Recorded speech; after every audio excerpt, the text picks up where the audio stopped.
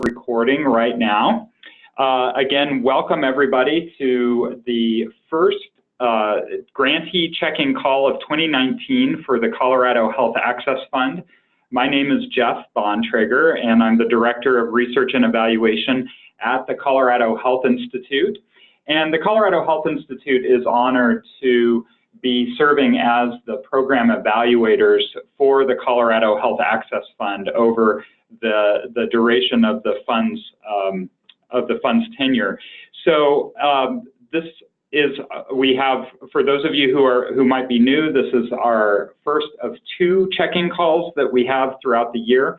We expect a number of people, probably 20 to 30 people on the call today, so we do have you muted during this portion of the call, and we will have some question and answers later on using the audio and the Zoom chat functions. I just wanted to do some quick housekeeping here with regards to Zoom. So when you are connecting to Zoom, it basically gives you 2 ways of joining the audio if you're relatively new to Zoom. One is either over the phone, and the other one is through the microphone on your computer. So you only want to use one or the other. So if you call in to that number, please be sure to mute your computer microphone or speaker. Or if you use your computer microphone, make sure that you're not also called in. You should just be fine using your computer microphone and speaker. Use the chat button to ask questions and get technical help or make comments. And then also, we won't really be using the video, so we don't necessarily need to see everybody, although I hope that if you are in front of a computer, you can log into Zoom so you can at least see the slides. If you're not in front of a computer today and you're just calling in on the phone, I did send the slides ahead of time, so you should be able to follow along just by opening up the PowerPoint that was attached to an email earlier today. So, for those of you who are speaking today, there's a couple of you that I'm going to ask to speak. I will mute and unmute you from my end, but then if you do happen to have your own phone on mute or your computer on mute, just make sure you're unmuted there as well so that we can hear you. As I mentioned, we are recording today's webinar, so that will be posted on our website afterwards, and I will send out the link to everybody so that they can have access to that too. So let's talk about what we plan to do for the call today. So as I mentioned, CHI is honored to be working with the Denver Foundation and the Colorado Health Access Fund staff, and with all of you as grantees on the evaluation of the Colorado Health Access Fund and in particular your grants. Today's call is going to serve a couple of different purposes. First of all, we are pleased to have Christy Kaolikai, who is the director of the Colorado Health Access Fund, join us on the phone. And so in a minute, I'm going to invite Christy to give a welcome and an update about funding strategies of the Colorado Health Access Fund. Then I'm going to briefly review some of the principles that guide the evaluation of the fund. We'll hear from 2 grantees who have both been a part of this program for a couple of years, and their grant is actually coming to a close here soon, to identify some of the highlights and learnings from their evaluation. So thanks in advance to them. And then we will close out with upcoming dates and announcements to know. I will open it up certainly for questions throughout. So again, if you do have questions, feel free to use that chat feature on Zoom. So now I am going to turn it over to Christy. Christy, are you there? Yes, can you hear me? Yes, I can, and I'm going to switch the slide to your slide here. Just let me know when you'd like me to switch to the next slide. Great. Well, I want to thank CHI first. CHI has been our long-term partner, as many of you know, both on the evaluation side as well as help supporting us in doing some strategic planning. And I want to say thank you to the partners on the call, the Denver Foundation, and I know that our anonymous donor is honored to support your work in behavioral health across the state. And we're really happy with the results of the fund. And very briefly, you all have contributed to, over the life of the fund, providing treatment to 74,000 individuals. 22% of those investments are in impacting rural communities. 78% of partners are expressly focused on treating trauma. 2/3 are focused on families or youth, and more than 2/3 have a focus on reaching people of color. What you all are doing is something that brings us great pride in supporting that. So thank you. And the slide that you're looking at right now, we wanted to give you an update. We know that many, probably most of you actually participated in a strategic planning process last year, which CHI helped us implement. And these are some of the results of that process. So in the first increased access area, that is what folks on the call right now are focused on. This is about, when I last did the stats, 92% of our funding thus far. This will continue in an annual RFP. That RFP just closed, as many of you know, because you've applied.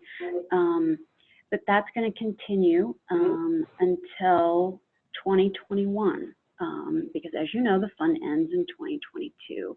So this year is the last year for 3-year commitments that we will be making.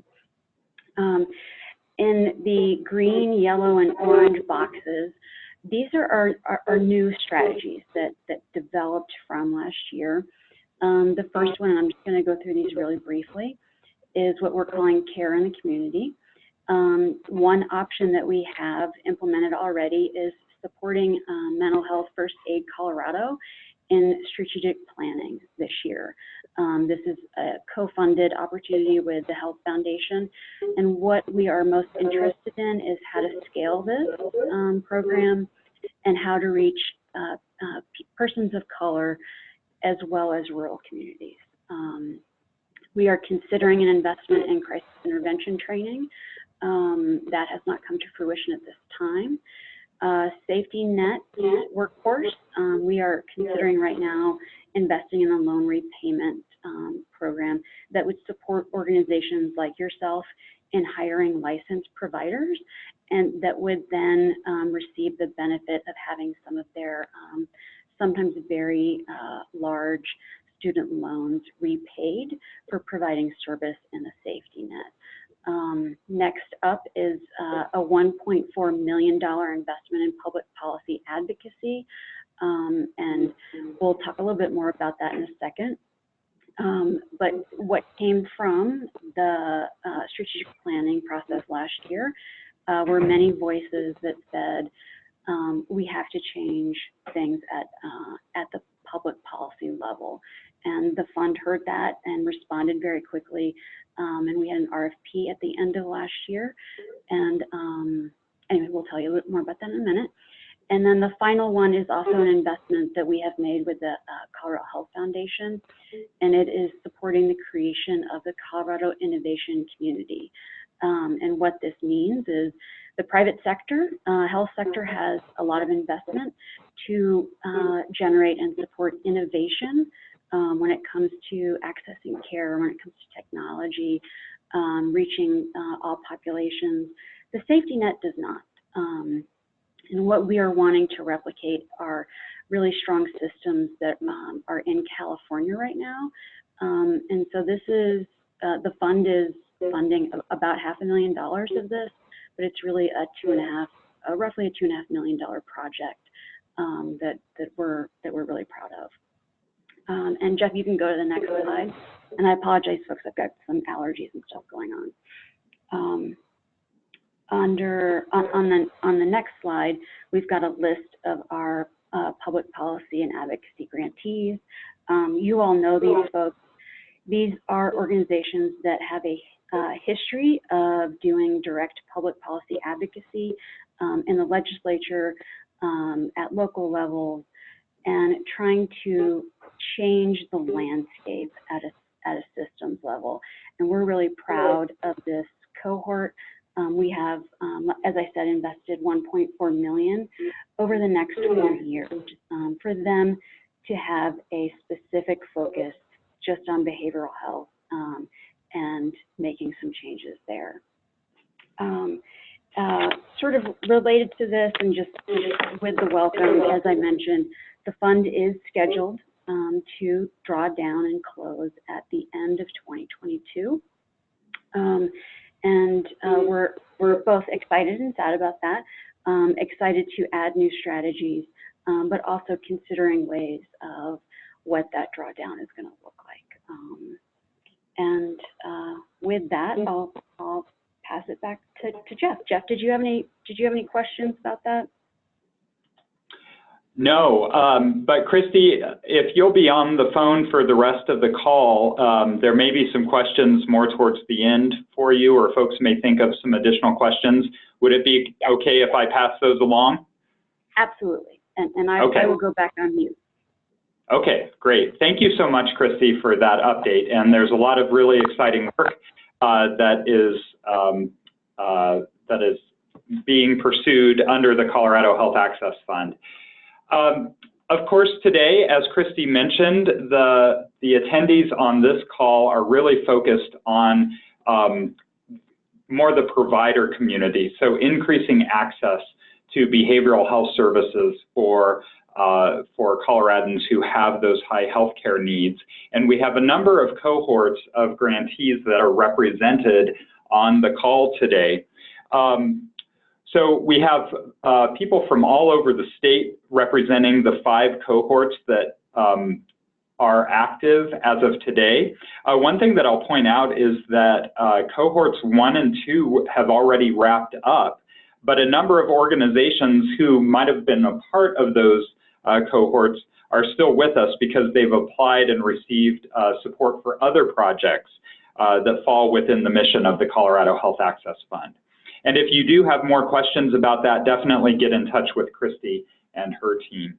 But I would just mention that cohort 7 will be coming later this year in 2019. So we're looking forward to seeing those announcements in the future. Here's a slide of showing who is on the phone, or at least the organizations that are represented today. I'm sorry, since we have so many folks on the phone, I did not do introductions of everybody on the phone, but hopefully you see your organization represented up here. Just a couple observations. This is, first of all, a really impressive list of organizations all over Colorado that are really working to increase access to behavioral health services.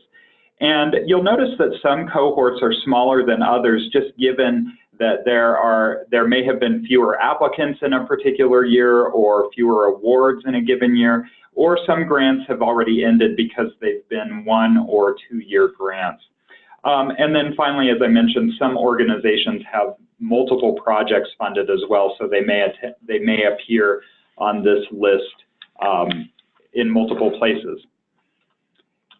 So let's talk a little bit about the principles that guide the evaluation of the Colorado Health Access Fund.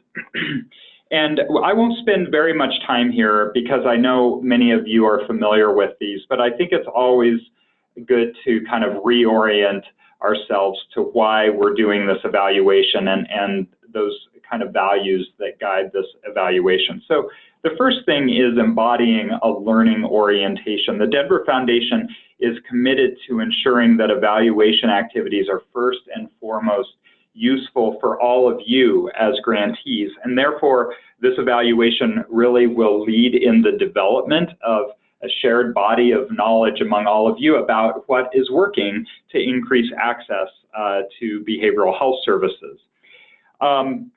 There's 2 ways that this learning happens. One is through the self-directed grantee evaluations, and when we refer to self-directed, that essentially means those evaluation plans that you proposed in your original applications to the Colorado Health Access Fund, and those are evaluations that you are implementing yourselves as part of the 10 to 15%, I believe, of your grant award that's to be devoted to evaluation. And then the second is really fostering a culture of learning that's both within grantee organizations, but also through cross-grantee collaborations and learning opportunities like our annual learning circle, which I'll give more details about at the end of this call. So that's the first thing, is making sure that we have a constant outlet for learning and a forum for learning among the grantees. The second thing is really ensuring that the evaluation is useful. So grantees are really encouraged to continually collect and assess data throughout the grant period. Information is generated throughout the year and through the annual evaluation report that you will submit, or maybe you have already submitted to the Colorado Health Institute, and that'll inform mid-course corrections by grantees and fund administrators. So the evaluations themselves will highlight areas for improvement, successes, gaps, challenges that should be addressed throughout the duration of the fund. The third thing is that ownership over the evaluation. So certainly this means ownership by not only the Colorado Health Access Fund staff and their advisory committee, but we also want to make sure that the grantees feel ownership over the evaluation activities as well. So they're interested in the data that are collected and are committed to using the findings and recommendations we make to improve the fund. So the Colorado Health Access Fund is making that commitment. And then sustainability. The Denver Foundation, I think as many of you know, is committed to ensuring that the work financed by the Colorado Health Access Fund continues after the fund ends. As Christy mentioned, the fund does end in 2022. So this principle requires grantees to continuously apply those lessons that are learned and address challenges and work towards becoming sustainable without funding from the Colorado Health Access Fund.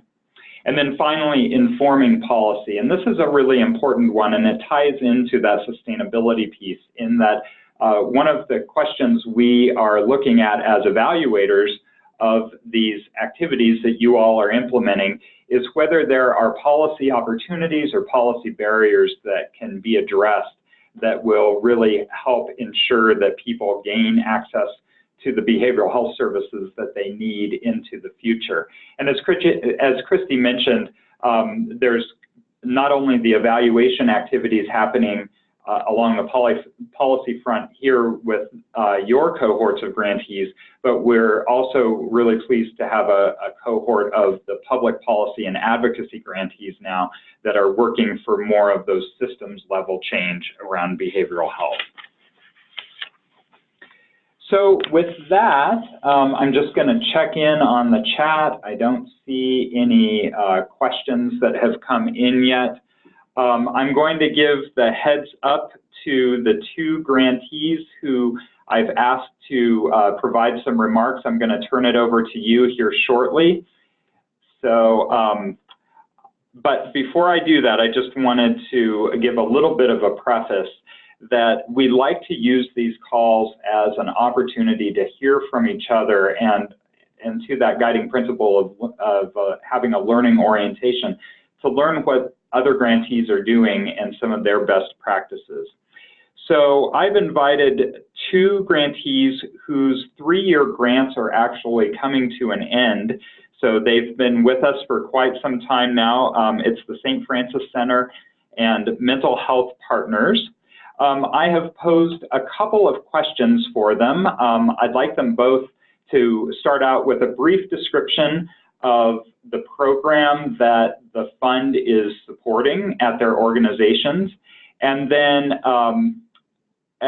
so what did the grant go for, and then what insights their organizations have really gained from the evaluation of their grant activities, and then any words of wisdom for other grantees who may be relatively new or with us, have been with us for a couple years. So I'm going to start with Joel. I'm going to try to unmute you here, Joel, and I'll let you introduce yourself. Let's see. Okay. So Joel, yeah, I can hear you. So go ahead and take it away. All right, sounds good. Thanks. I'm here with Tammy Clark too. She was our director of our wellness program. That was basically what this grant was going to fund. Our organization is focused on providing services for people experiencing homelessness, and our largest service that we offer is our day center program. And our wellness program. Sorry to interrupt, but I forgot to mention that you are a director with the St. Francis Center in Denver. Yes. Yeah. And so our wellness program is part of our day center program. And so the goal of the grant from the beginning and what we've done over the course of the 3 years is to increase and sustain access to behavioral health services for the folks that we see, those who are experiencing homelessness. Over 30% of our population self-reports a mental health disability, and roughly 15% report a substance use, misuse issue that impacts their ability to function on a day-to-day basis. So we looked basically at two ways of kind of assisting individuals through this program. One way was through providing more direct services here at our center, and another was through offering increased case management to kind of help people connect with and navigate and stay connected to the existing behavioral health care networks. We went through a few iterations of our first part of providing services here. One of the constants, of course, was Tammy, who's here with me. She's a registered psychotherapist, and for many years she was our only staff member in this program. So part of what we did was we brought on an additional staff member that was able to do case management, which opened up time for her to be able to provide more crisis counseling one-on-one. We also had an agreement with another provider in town that was providing a practitioner for us here on site 1 day a week. And this was sort of the challenging part for us. Over the 3 years, our provider themselves, our partner themselves, they had a little bit of challenges staffing on their end. So we eventually lost our practitioner here on site, and we were able to get kind of access regularly at their location. And then that kind of changed over time as well for staffing issues on their end. But we were able to be a little creative here. We connected with a practitioner who opened up to provide wellness groups for our guests. We had a volunteer counselor come in who does those as well. This year we also brought in a behavioral health counselor, a guy who's a licensed counselor, a licensed addiction counselor, and he comes once a week now.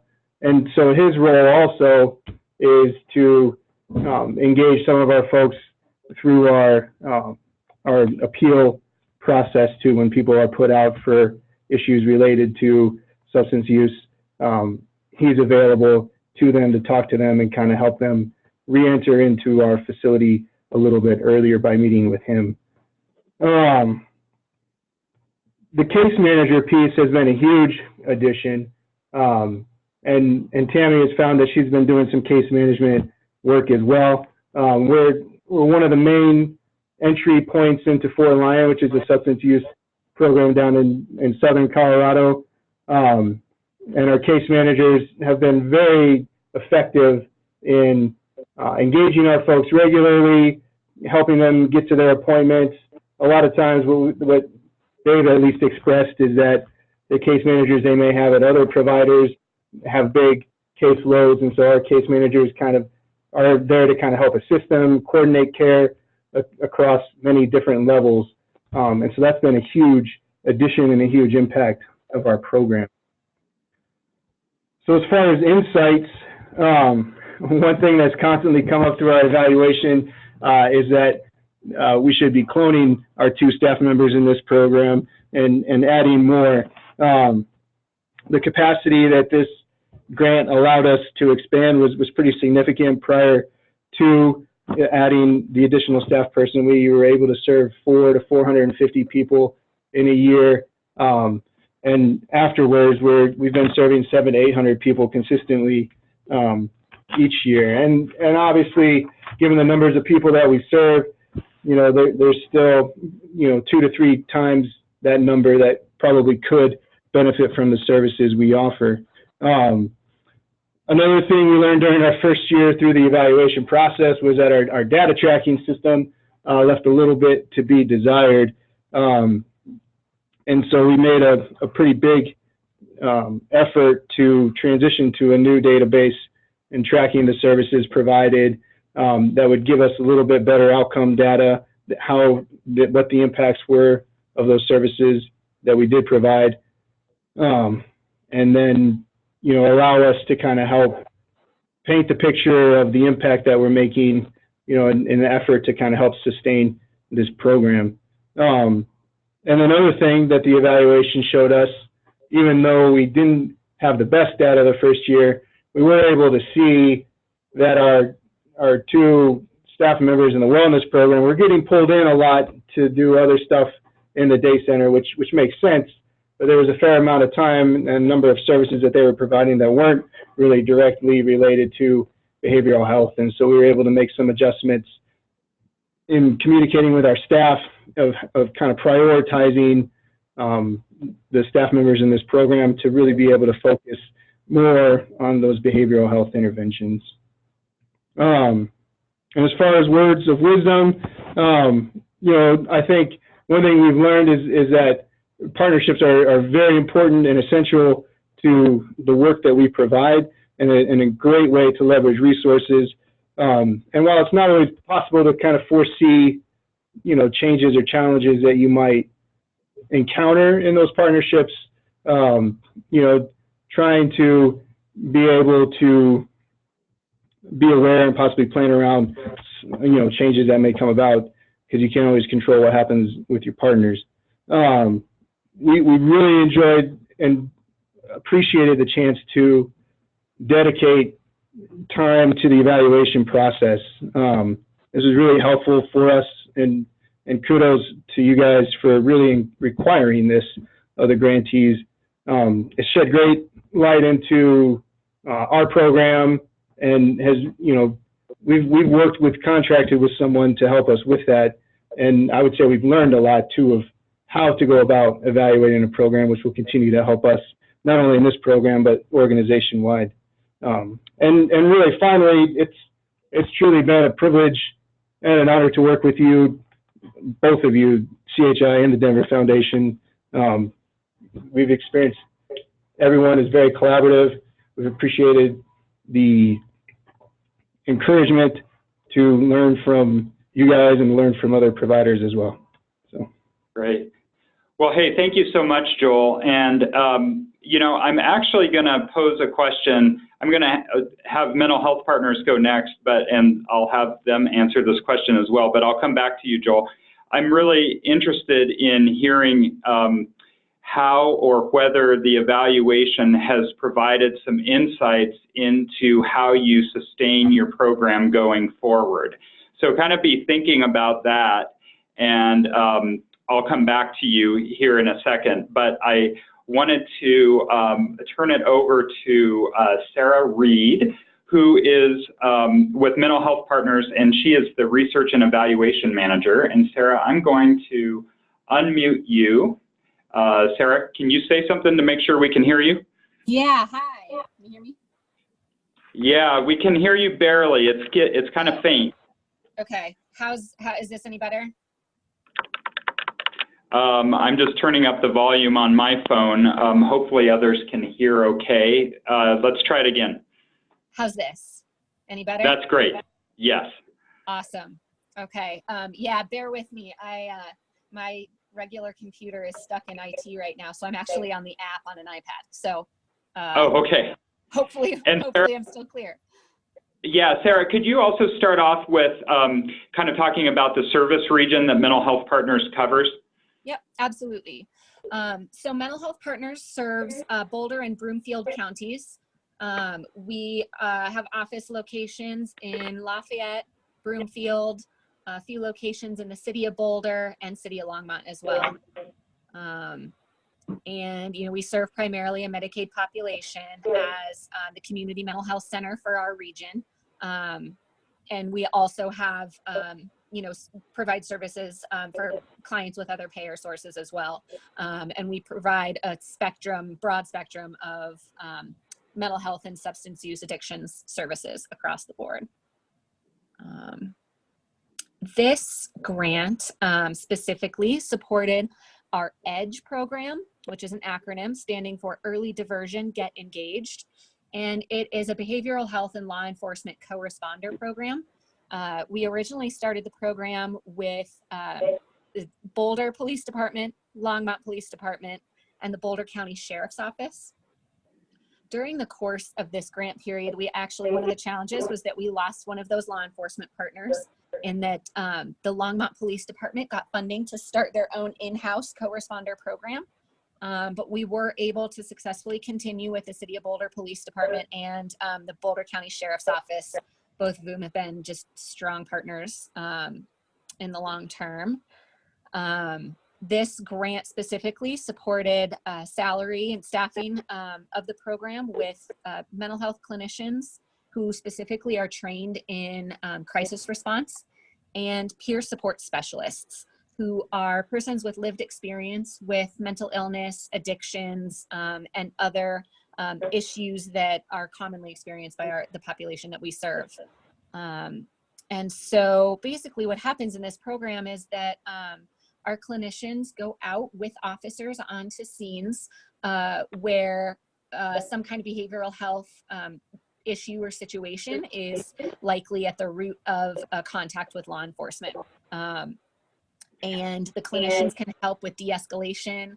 They can help the officers navigate a situation to make sure that everyone stays safe and that individual is connected to resources that they need, with the eye toward diverting further criminal justice involvement. So, you know, so often people with serious mental illness or addictions issues come into contact with the criminal justice system, and that becomes their kind of fallback treatment setting. So the goal really of co-responder programs and our EDGE program specifically is to help divert that so that folks can get into a system of care that is more, you know, better equipped to suit their needs and serve them in a community-based setting and divert them out of the criminal justice system. Typically, the EDGE team responds to over 200 individuals a year, with just less than 10% of those who have repeat law enforcement contacts during that time. So one of the biggest goals of the program is to divert individuals out of contact with the criminal justice system and then create crisis plans and other interventions that will prevent something like that from happening again. So things like making sure that folks know how to reach our walk-in crisis center located in Boulder. They know different hotlines that might meet their needs instead of reaching out to law enforcement, and that law enforcement knows and is able to connect people to the kinds of resources that better suit their needs than the criminal justice system. And, you know, the insights from the evaluation of grant activities, so many, and a lot of, you know, feel solidarity with Joel.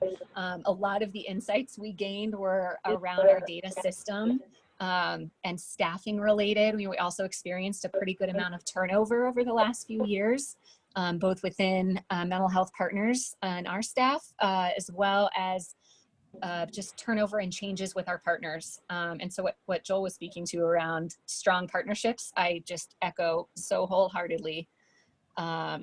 You know, the law enforcement partners have been bought into the model and into the values and goals of the program at a really high leadership level, which has been key to kind of weathering the storm of staff turnover data systems that haven't been quite where we need them to be, and all of those types of challenges.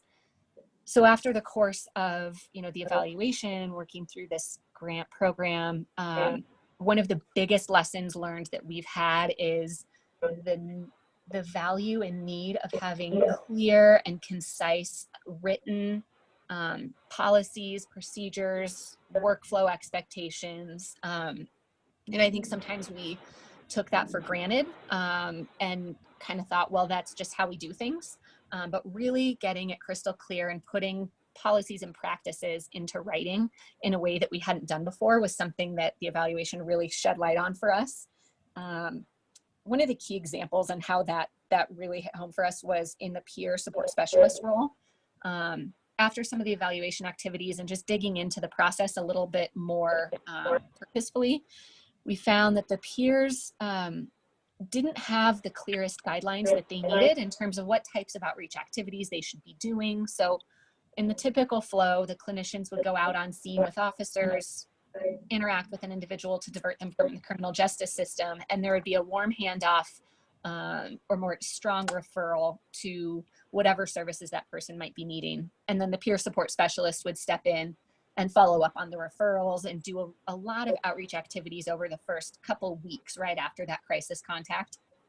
And it wasn't always clear what those outreach activities should be and what are the most effective activities and where can we, really maximize the limited resource that we had with two peer support specialists and such a large volume of clients to be serving. And so that the evaluations helped us hone in on what services were really going to be most effective for people, what types of outreach activities seem to be having the most success, and then to really purposefully put that into writing.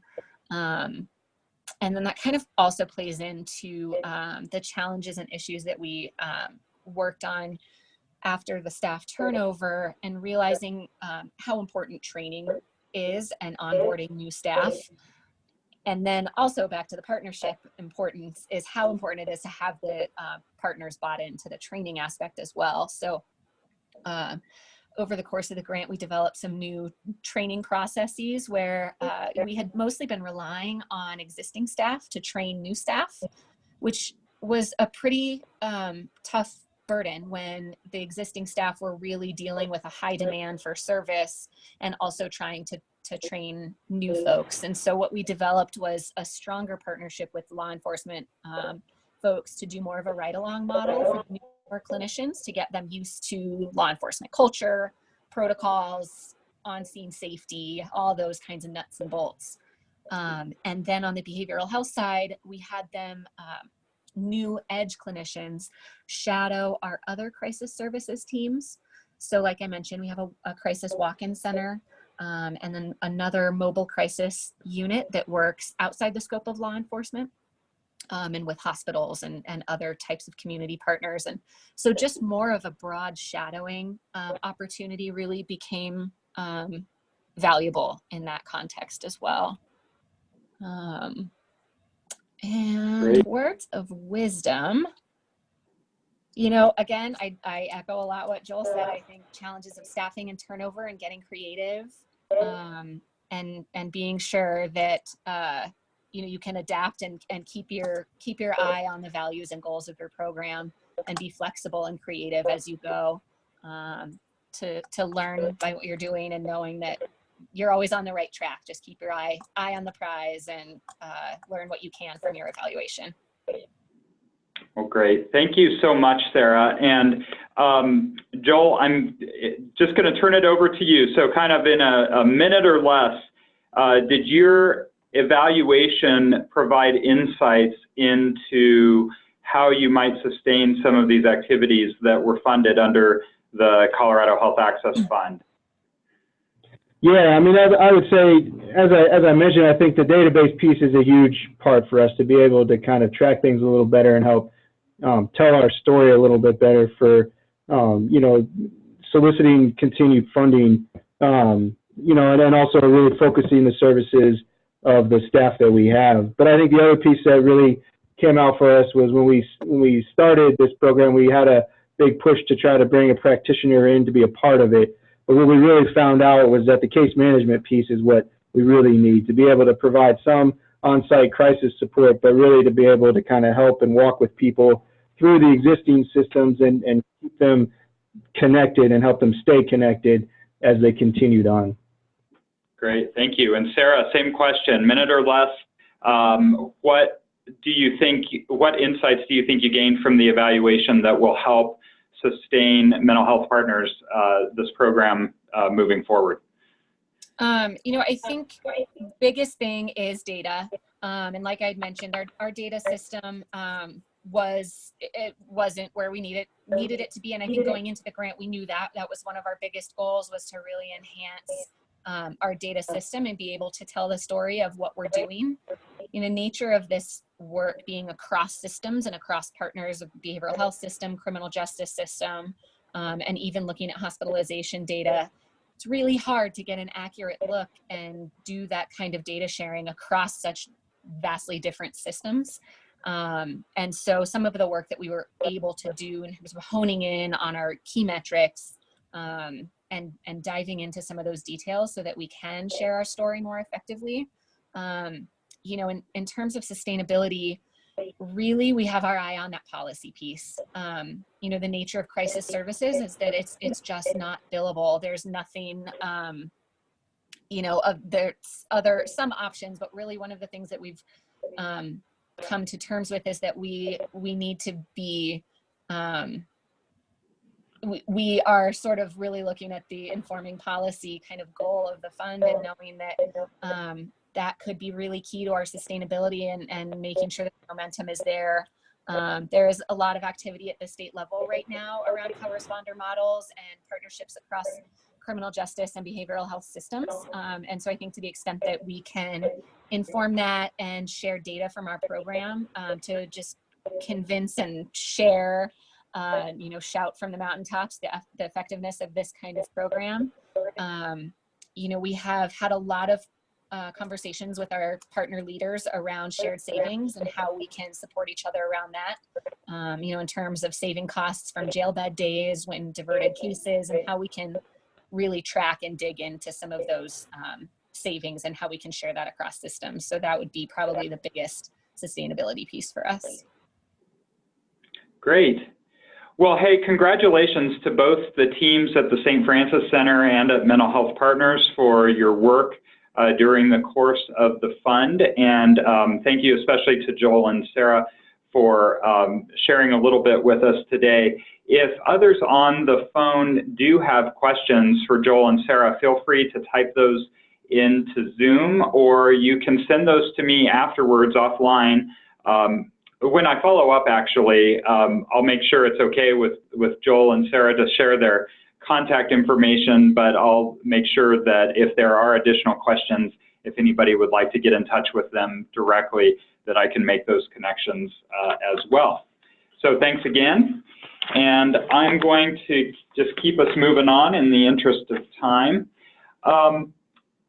Looking at Zoom there, or looking at the chat feature, it doesn't look like there are any questions that have come in, but I would like to pose some questions to the group. And I think that if you do want to just use the audio, you can do that, or you can do the chat feature. Are there questions that you have for either of these grantees or for any other grantees? What evaluation approaches are you taking at your organization that you'd like to share today? Or what type of support do you need or have you needed for your evaluation?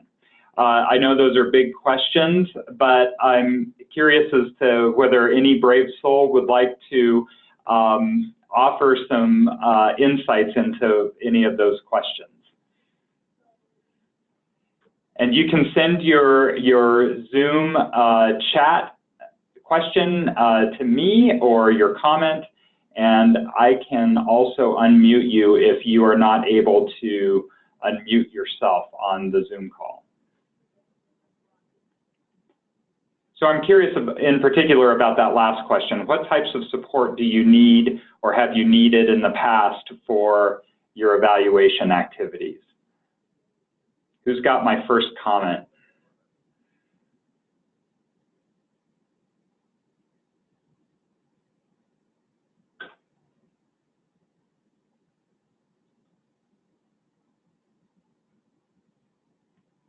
Okay.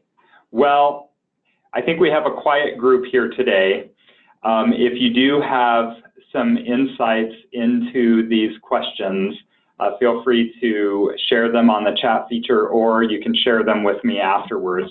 There will be other opportunities, of course, throughout the year to share your insights. I'll talk a bit about the Learning Circle in October in a bit.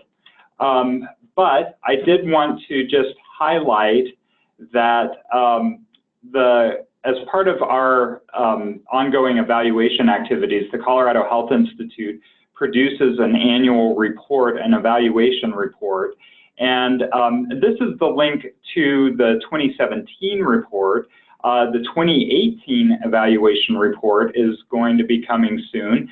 So we'll certainly send out the link to that once that is completed. And then I also wanted to just go over a couple of the key dates that are coming up here. So what we've listed here is for each one of your cohorts when the next report is due. So this is the evaluation report that you all should have access. There's a template that we have on our website, on the CHI website. I'll send out the link again to that in case you can't find it.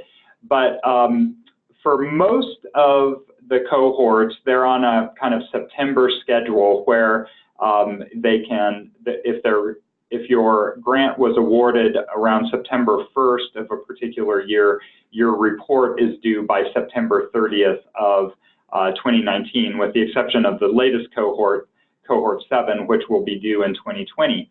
And then cohort 3 actually started kind of mid-cycle. So your next report is actually due on June 30th of 2019. If you have any questions about that, feel free to contact me. But I did want you all to save the date as well for our 2018 Learning Circle, which is on Monday. It's scheduled for Monday, October 28th.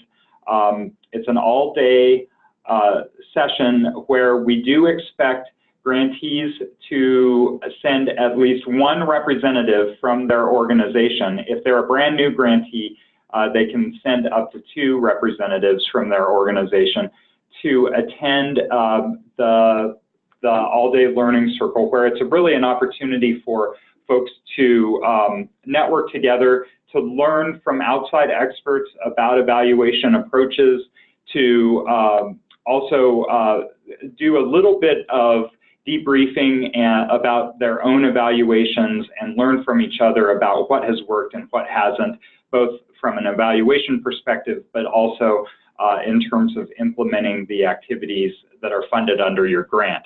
So that is an all-day session that happens in Denver. I know it's a ways off, but it'll be here before we know it, I'm sure.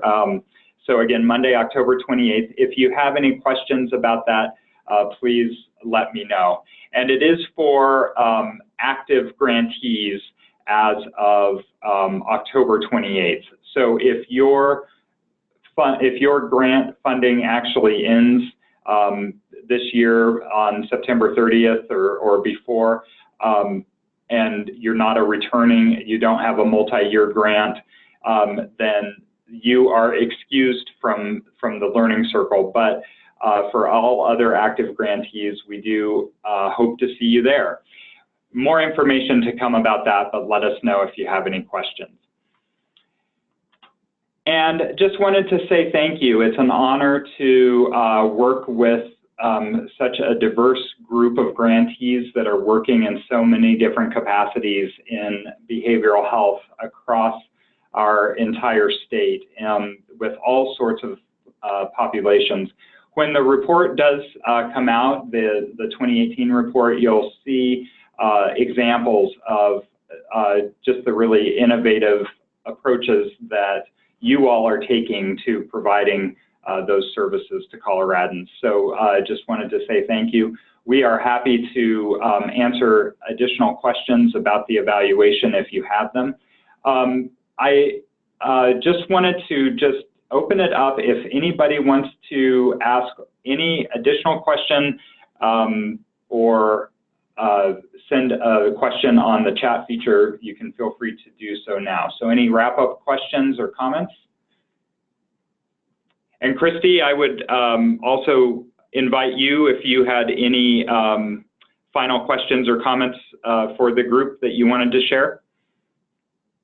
I only have one, and that is I was remiss in thanking folks for taking the Center for Effective Philanthropy survey last year. We do have the results back. We are going through and sifting through the data. There is a lot of data. We will provide a sort of feedback on what came out in the fall. And so that you know not only what that feedback is, but sort of how we're going to approach to improve some of the areas that that maybe we didn't score as high on as funders. Overall, we performed quite well, which we're pleased about, but there are a couple of areas where we'd like to improve. So you'll hear more about that later. Great, thank you, Christy. Well, I don't see any questions that have come in on Zoom. If you do have additional questions or comments, I've got my contact information up here, as well as my colleague Alex Caldwell, who we're kind of co-leading the evaluation for the Colorado Health Access Fund. You can feel free to get in touch with either one of us. And I think we will adjourn just a couple minutes early. So thanks again, everybody, for making time today to attend. And we look forward to working with you throughout the rest of 2019. So take care and have a great day. Thanks, everyone.